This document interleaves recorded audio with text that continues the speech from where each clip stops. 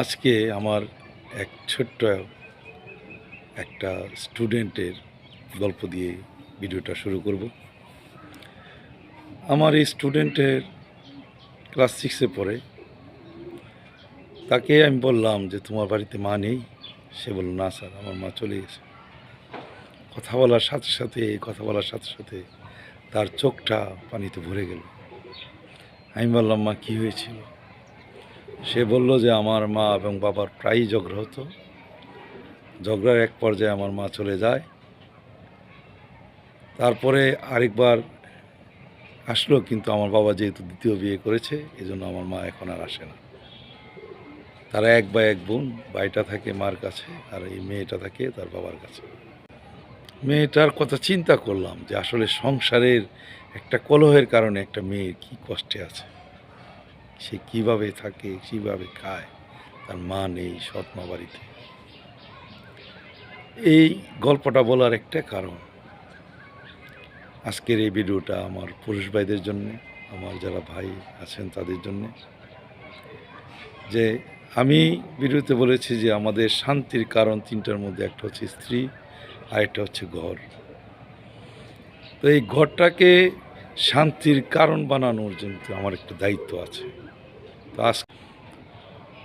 এটা নিয়ে আজকে কথা বলবো। আমরা যখন বাড়িতে ঘরে ঢুকবো, অবশ্যই আমরা ঘরে ঢোকার যে দোয়া আছে দোয়া পড়ব, এবং ঘরে ঢুকেই ঘরের লোকদেরকে আমরা সালাম দেব।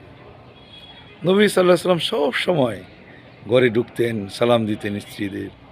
তারপরে চেহারার মধ্যে একটা খুশির ঝলক থাকতো, বা অন্যদেরকে সালাম দেব। আর বাইরে আমরা অনেকে ব্যবসা করি, চাকরি করি, বিভিন্ন ক্ষেত্রে বিভিন্ন সমস্যায় আমরা জর্জরিত থাকতে পারি, কিন্তু ঘরে আমরা এটা প্রকাশ করব না। তাদের তো আর কোনো দোষ নেই, তারা তো আর বাইরের জগতের সাথে পরিচিত না। এই জন্য আমরা স্ত্রীর সাথে ঘরের অন্যান্য সদস্যদের সাথে আমরা ভালো ব্যবহার করব। আরেকটা কথা, আমরা যখন ঘরে প্রবেশ করি তখন আমাদের সাথে কিন্তু শয়তান থাকে পিছনে। তো আমরা যদি বাড়িতে ঢোকা দোয়া এবং সালাম দিয়ে যদি আমরা ঘরে ঢুকি, শয়তান কিন্তু পালায়। শয়তান আর ঘরে ঢোকার সাহস পায় না, সুযোগ পায় না। তো এই জন্য আমরা অবশ্যই আমাদের বাড়ির সদস্যদের সাথে মুচকি হাসবো, তাদের সাথে হেসে কথা বলবো, তাদেরকে সালাম দিব, তাদের সাথে উত্তম ব্যবহার করব। স্ত্রীর কাছে যে লোক ভালো,